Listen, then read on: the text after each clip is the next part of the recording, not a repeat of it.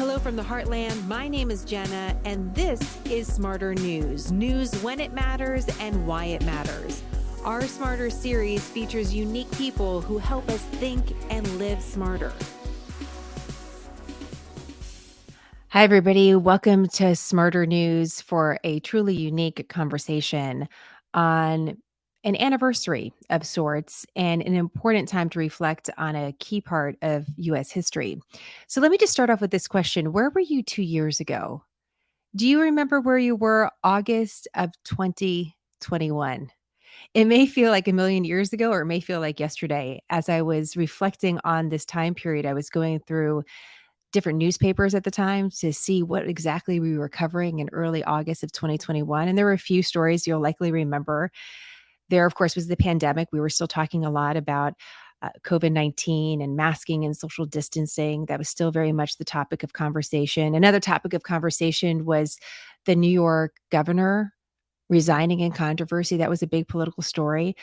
Of course, the Biden administration was about 8 months into their administration at that point. And one of the big stories that was on the horizon in early August of 2021 was Afghanistan. We knew that there was news to come on Afghanistan. There was an expectation that the United States was going to be withdrawing from Afghanistan completely. And we were coming upon the 20th anniversary of 9/11, the worst terrorist attack in American history. We were still part of the longest war in American history in Afghanistan.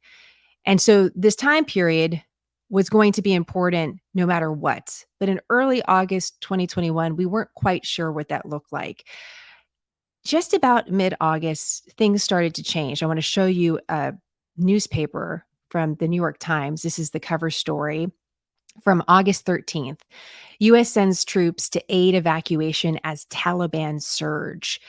And I remember this news cycle where suddenly we got an unexpected announcement from the U.S. State Department and the Pentagon. And what you're about to hear right now are the spokesmen from the State Department and from the Pentagon making this very key announcement. Take a listen. The increased tempo of the Taliban military engagement and the resulting increase in violence and instability across Afghanistan is of grave concern. Accordingly, we are further reducing our civilian footprint in Kabul in light of the evolving security situation. In order to facilitate this reduction, the Department of Defense will temporarily deploy additional personnel to Hamid Karzai International Airport. Now, I want to stress that these forces are being deployed to support the orderly and safe reduction of civilian personnel at the request of the State Department. This is a temporary mission with a narrow focus. Was there a specific event which triggered this decision? It would be wrong to conclude that there was one specific event that led to this decision. That we believe this is the prudent thing to do given the rapidly deteriorating security situation in and around Kabul. Give your points for the old college, giving it the old college try on this, but when you talk about the message that this sends as enduring partnership, in what language does turning your tail and sending 3,000 troops into, and you say it's not an evacuation, the U.S. military is going to be taking these people out. That isn't an evacuation, and I'm very cognizant of the difference between a drawdown where people leave commercially or if they drive out on their own. That's not what this is. So I don't understand the message of enduring partnership when you're basically leaving. Matt, we can do two things at once. We can do all we can, take prudent measures to ensure the safety and security of our departing civilian personnel. That should in no way mitigate the enduring partnership, the enduring relationship we seek to have with the people of Afghanistan. We are in no way abandoning the people of Afghanistan, far from it. So that was a message from Washington, D.C. And suddenly there was a lot more attention on this story. I remember August 2021 because it was the first time that I had seen my parents and for most of my family in about 18 months since the pandemic started. So we were actually on vacation in California and we were in the kitchen and I was listening to this news and I turned to my husband, who's a combat veteran, and I said, we really have to watch what's going on. And he said, you know what? You should reach out to this journalist, Hollie McKay. Holly had written a book about terrorism in Syria and Iraq. She had been all over the Middle East, all over Afghanistan. And for some reason, my husband knew that she was traveling or knew that she was working on this story because a colleague of his had recently interviewed Holly. So I reached out right away, emailed her from our kitchen and said, "Hey, are you in Afghanistan? Can you come on Smarter News?" And what's really remarkable about Holly is we actually worked at the same place at the same time. We were both part of the Fox News network. We worked in different roles, but ironically, or perhaps not ironically at all, we left Fox News for a variety of reasons, but one in which we shared is that we wanted to pursue journalism as we saw the world needed. In my avenue, it was Smarter News and building Smarter News. For Holly, it meant traveling all over the world and highlighting the stories of the people that needed more attention that were not getting the attention because so many news organizations withdrew people like Holly, reporters and journalists like Holly, from the far corners of the planet. She actually wrote me back right away. And she was in Afghanistan. She was in a northern city, Mazar-e Sharif, and she was there to witness the United States withdrawal. And although we were seeing headlines that showed that the Taliban were making gains, we really wanted to speak to Holly to find out what it was life like on the ground. And so within 24 hours, we actually did an interview. And this is from around August 13th, 2021. It's our first conversation that Holly and I ever had. She's in Afghanistan and I'm in California. Take a listen. I got into country about a week ago. So I was in Kabul, and then I flew north to do some work sort of up here in the northern provinces, which is crazy, is what's being taken so much. So I really wanted to come here and understand what was happening and kind of, really report from the ground this incredibly sad moment in history. There was a situation just 2 days ago where just outside of here, where a Taliban had taken a village and a woman had stepped outside her house. She was covered in a full burqa, and because she wasn't with a man, they killed her. So it's real. And I think this idea of thinking that the Taliban is somehow different than it was in the 90s or in 2000 is not quite right. And I think we're sort of seeing the same extreme Taliban, and it's terrifying for people because they've gotten used to this sense of freedom. You'll realize how important that statement was in the days that followed. Although Holly at the time didn't see the threat of the Taliban around the city she was in, things quickly changed. And within just a few days, suddenly the city that Holly was freely reporting in just days earlier was under complete control of the Taliban. And Holly, because of her position as an American and as a journalist, was effectively trapped. And I want you to hear, this is about a 3-minute soundbite where she talks about how this whole process unfolded. Jenna, I can't wrap my head around this. I am just baffled. I'm baffled. That's all I have to say. When we first got in, my photographer Jake and I, it was very early Thursday morning, and it was a normal city. It was full of life. People were in the streets. The markets were full. Everybody was at the shrine. Like, it was full of life. Friday, things had shifted. And you could just feel it. There was a sense of fear. There was people were a lot more like, they're coming. And I remember thinking to myself, are you sort of exaggerating? Is this going to happen? The shopkeepers were sort of closing down, but things were still, they were open and there were people around. It wasn't.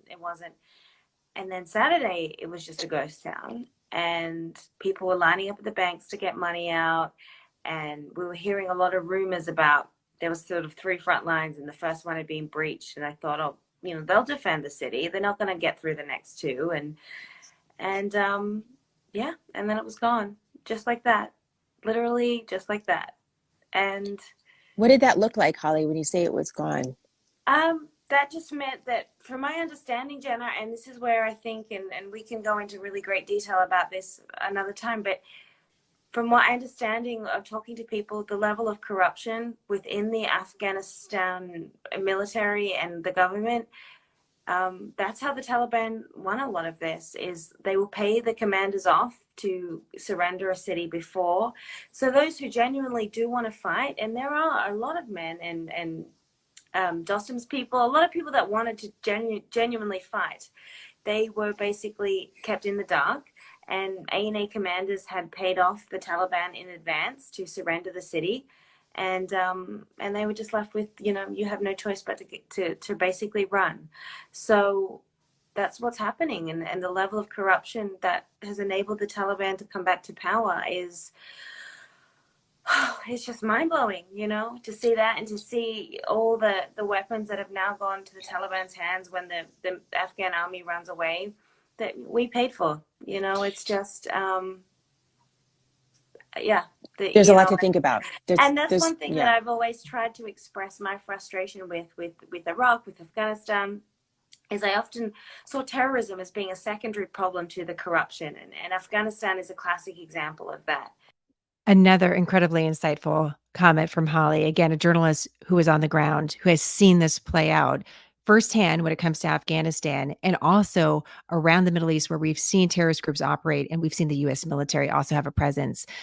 To give you a quick cliff notes of what happened next, Hollie, in the week or so that follows, finds a way out of the country, actually with the help of the Taliban, and then decides to return to Afghanistan, where she spends several months. She's one of the few journalists who actually went back into Afghanistan, watched the complete withdrawal of the United States, and then saw what happened in the months that followed. And that's really key, because everybody left, but Hollie didn't. And about a year after that, so just last year, she goes back again to observe the changes. And that's why we're really lucky to have Hollie with us today. And I'm so curious, Hollie, what it's like. Now you're back in the Washington, D.C. area. It's been 2 years.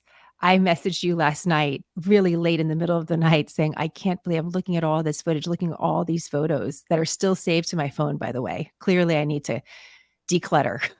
But thank goodness they're saved to my phone. All of these were still there because it was so important. I didn't want to part with them. I mean, what do you think looking back on that time period? What comes to mind seeing all of that?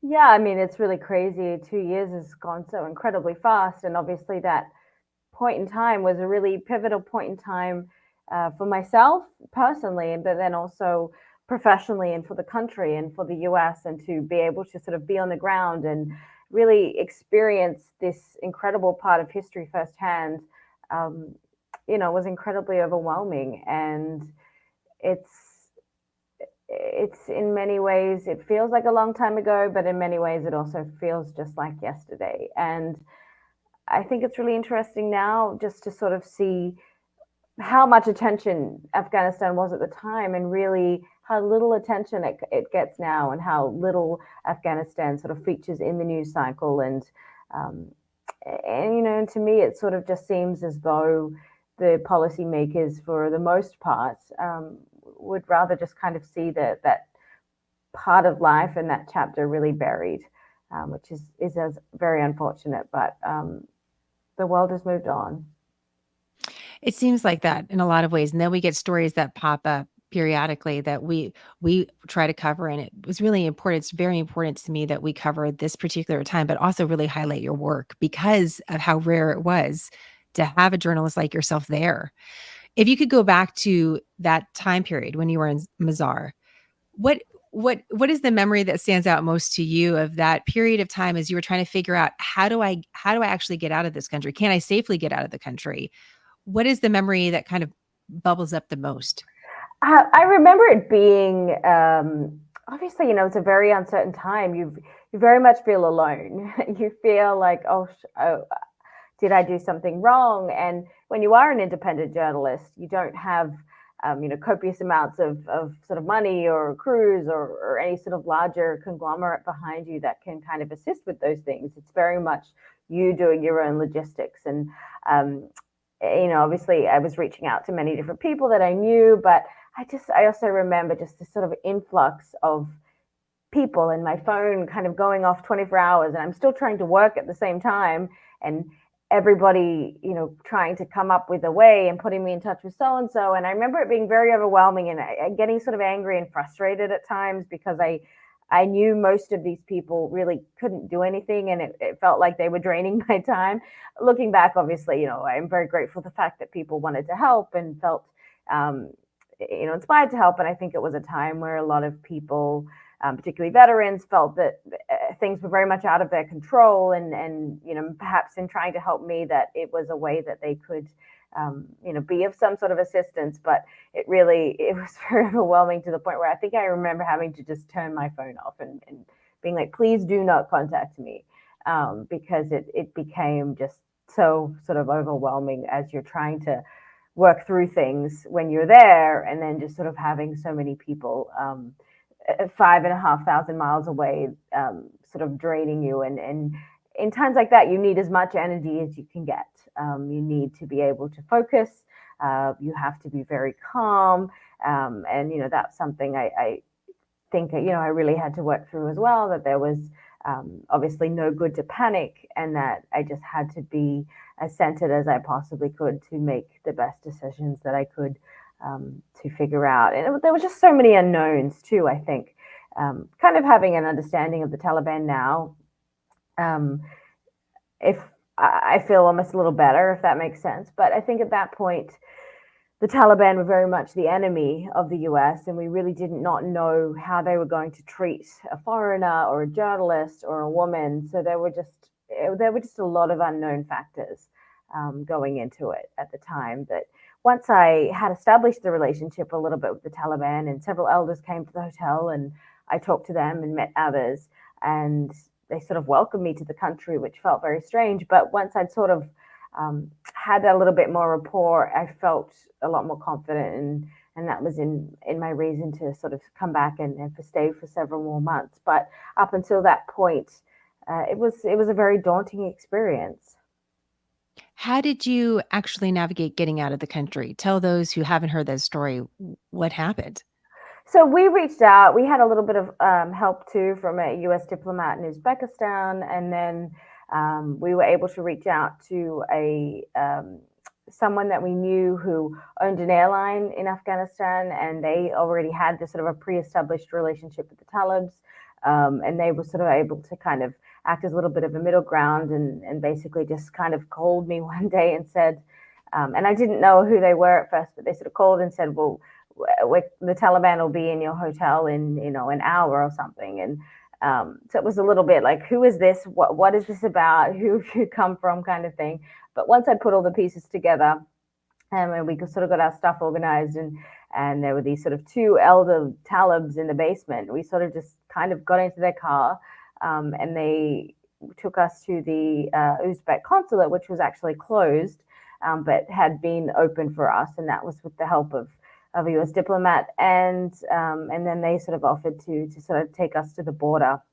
And so it was very quick when it actually happened, after many days of kind of being trapped in this Mazar hotel room. And once we got to Uzbekistan, we were escorted by sort of a younger set of Taliban as well. And once we got to Uzbekistan and kind of regrouped, and we needed to get money and do all sorts of other logistical things, my photographer Jake and I sort of decided that, with their blessing, as they sort of welcomed us back, that we would go back and resume the work that we had intended to do. And we actually stayed a little longer than we had initially even intended. So we were able to kind of coordinate that and cross that border again, and get a driver and make this sort of long journey back to Kabul, back to our home, and make that our sort of living quarters for the next 4 or 5 months.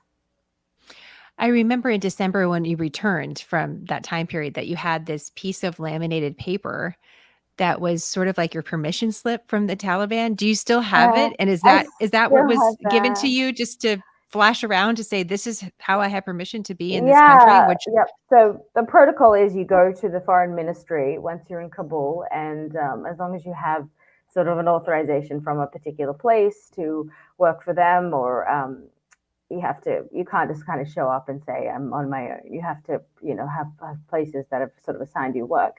The foreign ministry will give you this letter, and we sort of use that to get around, which worked a little bit, but it also didn't work all the time too, because, well, for the first of all, a lot of Talibs can't read, so they're illiterate, so they couldn't read the letter, which was in Pashto, but they also had never seen anything like it, so would immediately sort of assume that it wasn't legitimate. So it worked great for I'd say the first few weeks, getting through checkpoints and things, and then once you start to venture further out of Kabul, it became a very strange piece of paper that they didn't understand or didn't really have any guidance on or hadn't seen. So but that essentially is the ticket. Well, it's a good reminder too that you were experiencing the complete turnover of the country from what was a previous government to now the government being run by the Taliban again. Of course, they had been in charge previously, decades earlier, but there were all sorts of things to figure out with someone new coming into the position of power. What stands out to most to you when you think back on those, 3, 4, 5 months that you were there? Again, not a lot of journalists were there watching this. And certainly we don't have the insight from our vantage point in the United States to really understand what life is like in Afghanistan. Many of us haven't been there before. What sort of comes to mind as you're reflecting on that time period? I think initially what was fascinating was that suddenly you had this entire country that was opened up to you. And for really the duration of the war, you couldn't travel too far. It would be impossible to take a car ride somewhere because of the amount of bombing and the Taliban and the insurgency. And so it was very hard to get around. But this time it was suddenly you could travel everywhere by road. And we really took advantage of that. We took a lot of huge road trips to Kandahar, to Helmand, to Bamiyan, to Herat, to sort of all over the country. And you really got to see this different side of Afghanistan that you'd never seen before. And so that was really amazing to me to sort of have that opportunity. And really in the beginning, the Taliban were quite welcoming, I would say, for that first sort of 3 to 4 weeks. Were very welcoming of foreigners, and they wanted journalists there, and they really wanted to sort of project this idea that they were different and that they were much more open. And that was true, I think, for the first little bit. You could walk up to a ministry and basically just walk in, which you could never do. I remember walking up to a suicide bombing school, a discreet suicide bombing school that we'd heard existed inside a kindergarten. And we just basically knocked on the door and they allowed us to sort of go in and do a story. And very quickly, that sort of openness started to shutter, and it became a lot harder to navigate the checkpoints, to get the interviews, to sort of do all that. And so you saw that transition kind of happen as well, where the Taliban that was initially open for that period eventually declined into being much more of the Taliban that we may be more familiar with in the 90s, or a lot more anti sort of journalism or foreigners, and basically a lot more strict and a lot more closed. And as time went on, it became much harder to operate there. For the most part, as you mentioned, you had this incredibly insightful trip that you had this access. And I remember when we first met in person, which was when you come back to New York City. So Hollie was in Afghanistan. She comes back to New York City. I come from Texas to New York City. We were able to sit down and hug each other for the first time. And I should mention, this is one of the amazing things that came out of this period of time, is that I really loved Hollie's work, really respected her work, but then I really got to know Hollie, and now we have this friendship. And throughout these periods, Hollie were so generous with Smarter News, sending us little clips or little insights so that we could keep our audience informed too. So you come back and you're safe. That was a big concern. You're going to be safe. What is this whole period going to be like? And then the following year, I remember you saying, "Yeah, I think I'm going to go back. I'm going to go back in the fall." And I was like, "What? Where are you? Wait, you're good now. You did it, Hollie. I don't know. Do you really need to go back at this moment?" And you're like, "Oh, yeah, no, I'm going to go back." So talk to us about the decision to then return to Afghanistan the following year. Why did you decide to do that? Yeah, it was always my intention, I think, when I left. It was always my intention to make a trip back.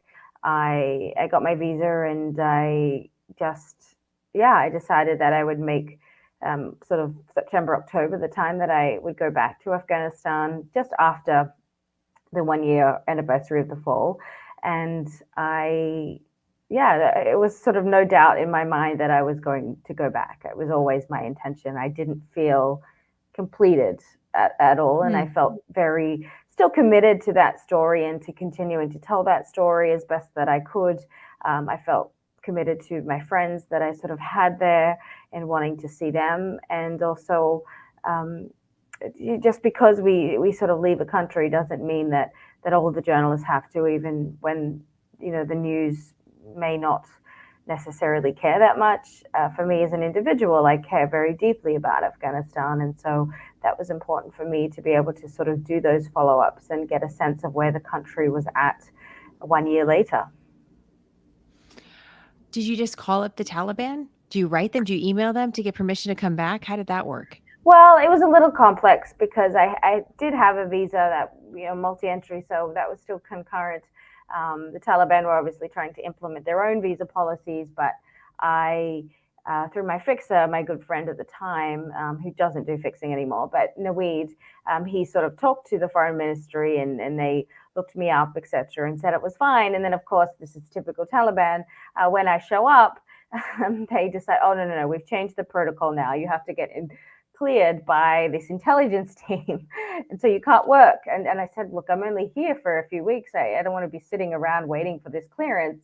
And I don't know who these people are or what exactly they're looking up. But, whatever panel of people they have now to vet the journalists, so to speak, they go through your stuff, I think, and check you out and that you're legitimate, I guess. And so I had to kind of wade through all of that and wait. I think it was about a day. They were fairly fast about it, and then finally got permission to work. But I did also hear stories of other journalists who had gone there and been denied, so then basically sent all the way back and weren't able to sort of do any work. So I was a little nervous about that because it was a production to get there. I'm sure it was. What was the difference that you noticed? What was the noticeable difference a year after the U.S. withdrawal and the Taliban takeover? It was just really hard to work there. Every checkpoint was an interrogation. I think I was detained twice. So there's just a lot of skepticism, a lot of suspicion, and people don't really know who you are, what you're doing. It's much harder to get interviews because the Taliban officials have been given orders from the top that they can't really talk. So it's a much more detailed process to try to get some of these officials to sit down with you, and just overall much sort of harder to operate. The Taliban, you could just see much more of a closed sort of place. And as I said, I really saw that creeping in as I was leaving at the end of 2021. And then by that sort of 2022 mark, it was extremely challenging to operate.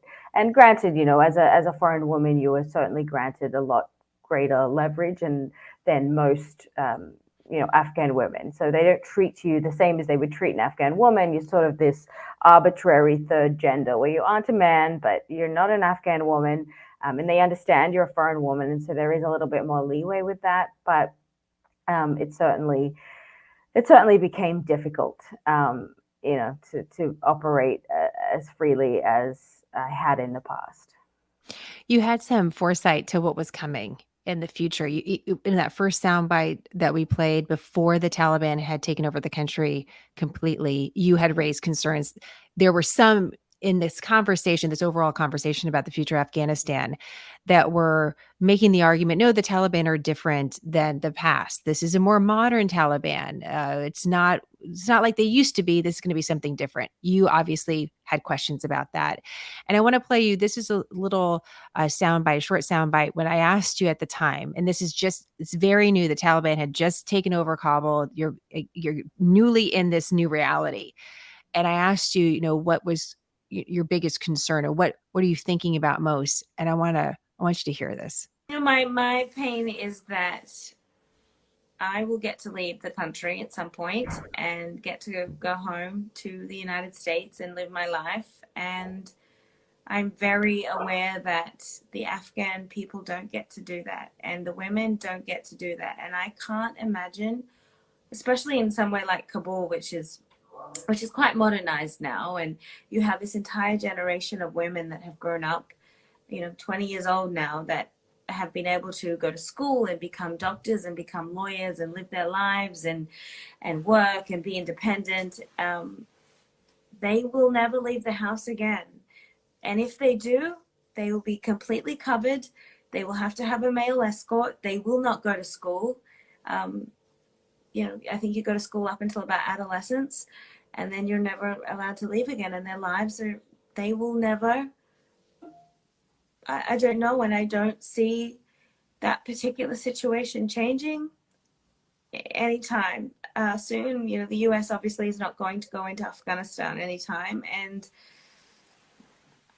I just think that's the end. And I hate saying that, but yeah, I feel, I mean, it sucks for the men too. They will lose a lot of freedoms that they used to, and you're not allowed to play music and things like that.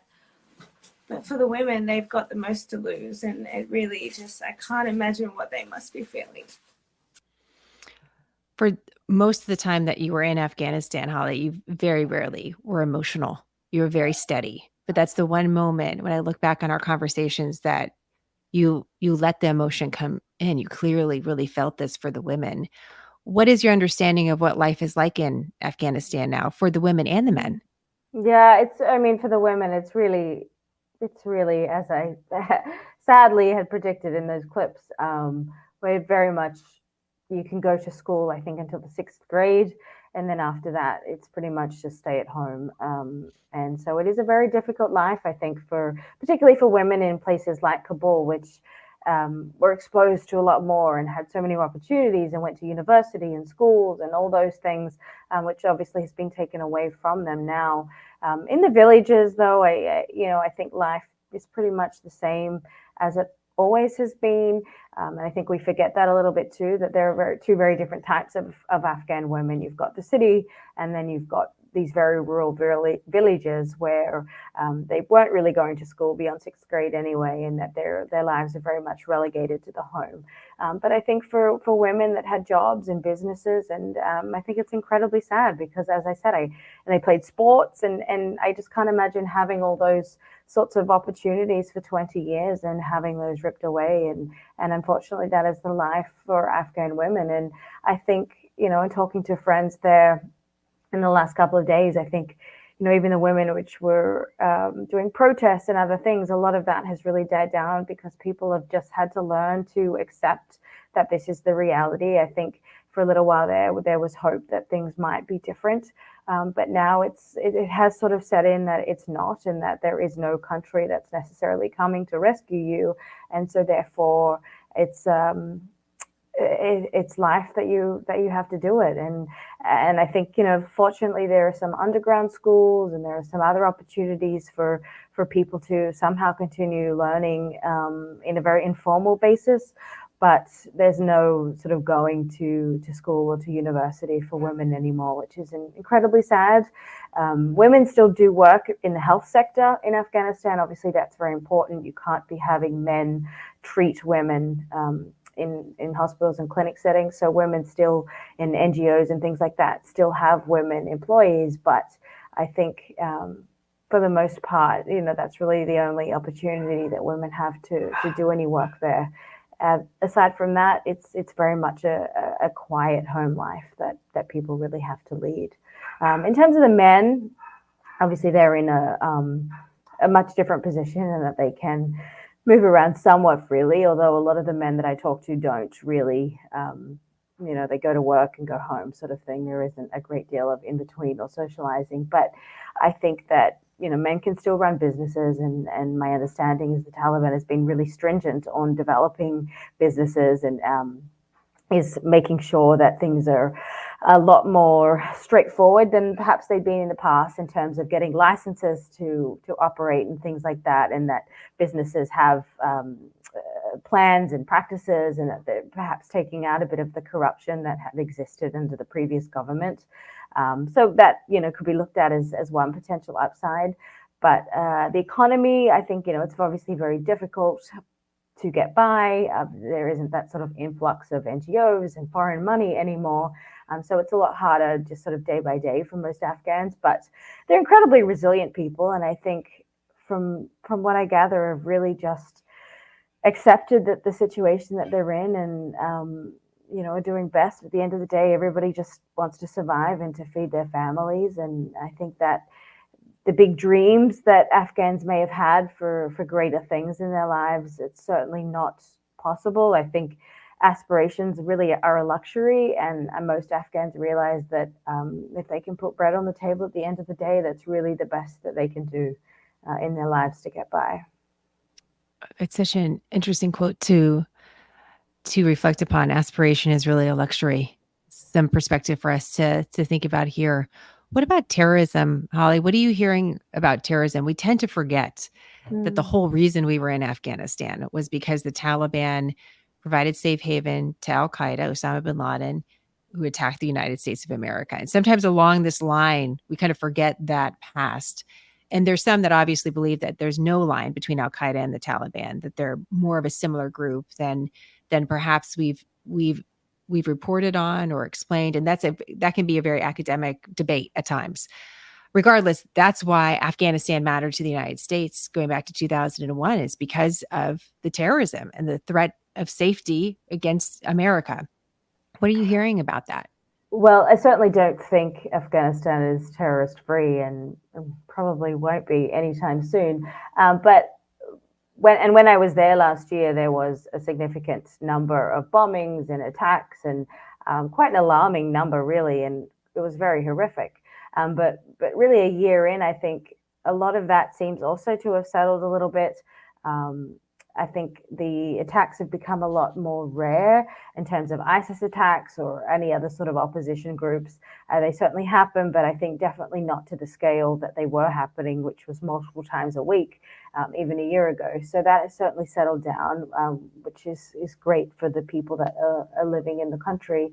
I did hear that the Taliban have taken a different approach to kind of rooting out ISIS and some of their opposition groups, in that they used to kind of, I guess, conduct these very long-winded firefights, or if they spotted a target or knew a house was an ISIS home, they would attack it, and there would be a lot of back and forth and a lot of carnage. But my understanding now is that the Taliban has and I don't know what the correct term is, but my friend described it as sort of this bucket full of different shrapnel and bombs, and they would plant these in the homes of suspects, and then they would pretty much just detonate the entire home, and that would be the end of it. So that is sort of the approach. They're obviously taking a very heavy-handed approach to that at the moment, in terms of getting out what they consider to be terrorists. But then you also have the concern is for the US is also with Al Qaeda and other groups that may be harbored by the Taliban. And I think, again, that it's impossible to root out. And I think the Taliban has certain obligations to individuals from these groups, but whether or not they're allowed to act is a different question. So my understanding is really that the Taliban may allow certain members to live in places, but have put strict orders on them to not sort of carry out any of these activities. Whether they can control that for any length of time, that sort of remains to be seen. But I do think that the Taliban wants to definitely project this idea of being in full control of the country, and that they aren't going to permit any such activity in their territory that could jeopardize or cause anything that could be akin to sort of a foreign intervention. Interesting. That's again very insightful to kind of understand. Well, what is life like there, and what is the Taliban's number one concern? Oh, let's kind of go big picture, because one of the other places that you've been a lot of places, Holly, over the last several years, but one of the other places that you've traveled to is Ukraine.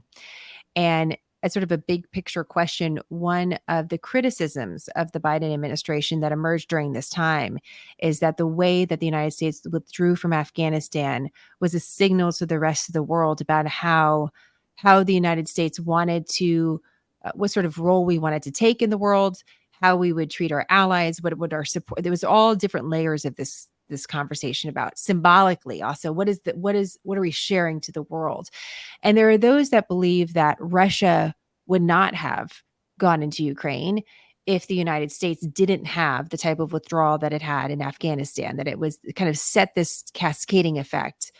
What are your thoughts about these? These often go into very political corners of the debate, and that's not really what I'm looking to have right now. I'm just curious what you think is big picture for all of us. What are the second or third order effects of the way that this withdrawal happened, and what's in front of us now in Afghanistan and beyond? I mean, I think it's nobody can say whether, Russia would or would not have gone in, or if that withdrawal. I personally don't think that the withdrawal really had any great standing in Russia's choice to invade Ukraine or not. I think that Russia was certainly And let going me to do that and anyway. let me put a finer point on that. That the what was projected to the world was weakness, and that weakness from the United States would be taken advantage of by people or governments like Russia, like China, that it embolden our enemies rather than deterred them. So even Yeah. kind of taking it more broadly, even out of Eastern And Europe. I think you can definitely look at that and see that, and certainly, the US looked more like a laughingstock than anything else, and certainly that was a big topic of debate at the time. But again, I feel as though the news cycle moves so fast. There are always so many issues on the agenda. I don't know that the debacle has any lasting impact on foreign policy or the way that countries necessarily see the United States. I think it certainly was an awful operation that was terribly mismanaged, no matter what way you look at it.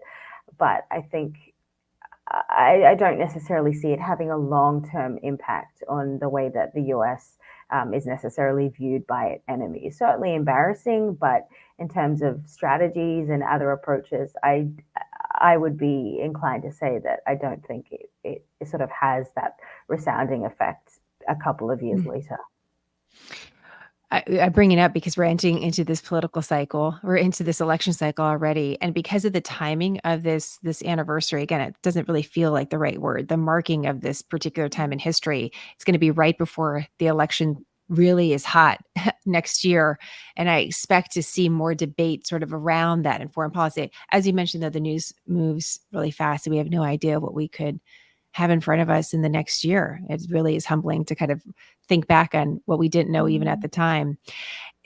Just sort of in conclusion here, Holly, part of the reason why foreign policy matters is that it's really personal. And we've seen in our own families being affected by different policy decisions that have sent family overseas to serve in the military and beyond. And when I think of these stories, I think about my children. Will they have to face a terrorist attack that originated in a place like Afghanistan? We were already there. Will the threat be different for them? Will it be the same? Have we solved the problems for them? And I know you're going to be entering into a new chapter too. That's going to have you thinking a lot more about children. And I'm wondering if you could share a little bit with our audience what that chapter is and how that has maybe even impacted your thinking or reflecting on this whole time period. Yeah, so in the next, I guess, a month or so, I'll have my first child. So that's my next sort of big adventure. When everybody asks me, where are you going? Well, I'm kind of going nowhere, but for a little while. Nowhere fast right now. Yeah, I'm going to navigate an entirely new, much scarier to me world, I think, than being in a war zone. But yes, it's very exciting. So that'll be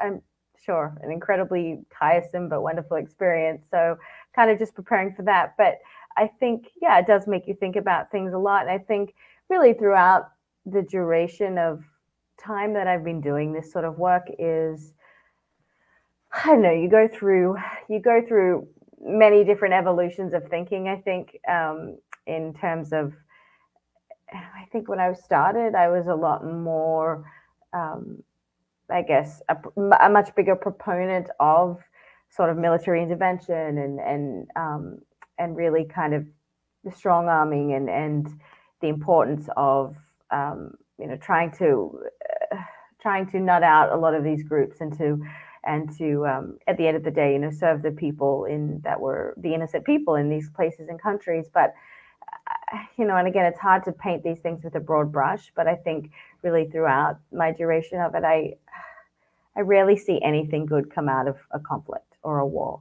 And so it does make me question foreign interventions. It does make me question the amount of money spent in sort of the military cycle. And it does make me question, are we doing more harm than good? And I think they're really important questions that we all need to ask ourselves. And I think a lot of people ask themselves a lot more now than they used to, certainly 20 years ago.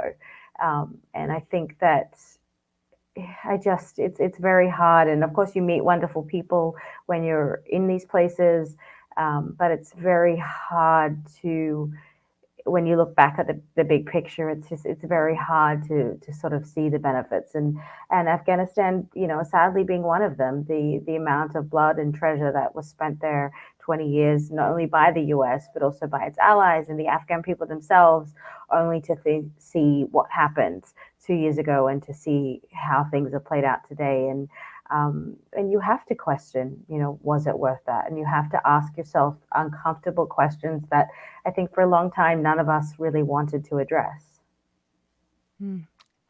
Absolutely. There's a lot of big questions. And as you're speaking about this, I'm thinking, as so many of us are so concerned about our families and our children, there's a family in Afghanistan that's feeling exactly the same way for entirely different reasons. And soon, we're going to be handing over the future of our countries and the decisions to that generation. And how are we setting them up here and abroad to have the most productive lives that they can and the best lives that they can? Because ultimately, that's what this is about. It's actually about that. It So is. a lot And to at the think end of the about. day, yeah, we all want the same thing, no matter where you are. We all want safety. We all want to be able to feed our families, and we want to be able to wake up the next morning. Well, Hollie, we're going to be excited to go on this next adventure with you. I don't see your reporting going in the mommy blog direction. I don't think that's one I don't think you're going to No, need to worry about that. But but I there, think, but there are topics that I've started to learn about that I didn't know before, just with health insurance, with yes, maternal health around the world, just things that I was not really ever I had a peripheral knowledge of it, but not that invested in. That certainly make you a lot more curious about these things. So maybe a little bit of that, but I certainly probably won't be the person doing YouTube videos recommending strollers or swaddles. but you never know. But you never know. I take a recommendation for a travel stroller from you more than anybody else. So we might need to open up this a lot more. That we might actually, maybe I should take that back. We might need to go in a different direction to fund our future explorations around the world. Yes, you've had some really great pieces about, very insightful pieces as well about, for example, being fired while being pregnant or being laid off during that time period. And I always think, when I was ready to have my first child, there's this fear as a woman, a professional woman, you think, oh, am I going to somehow be, irrelevant? What's going to happen next? And really, I do believe that you're at a stage that's just ready to bloom into the next stage. And as you have children, it is this whole new creative period for you. So I'm excited for you, Hollie. I can't wait. Can't wait to see you as a mom. Can't wait to come over and be a fairy godmother at some point to your little one. I need all the help I can get. I could see smarter news gear for babies. I mean, it's the whole thing. Yeah, it's a good idea.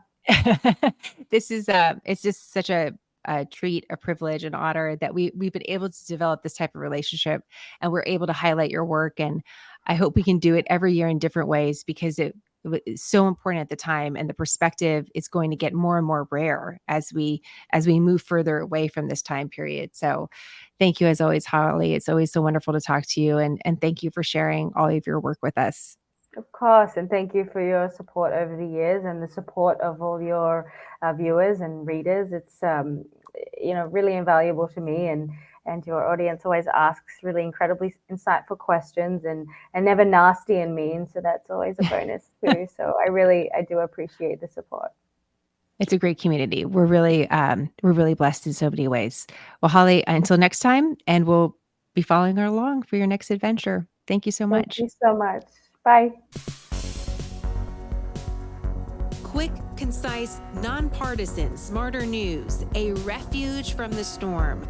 I'm Jenna. Thank you for choosing smarter.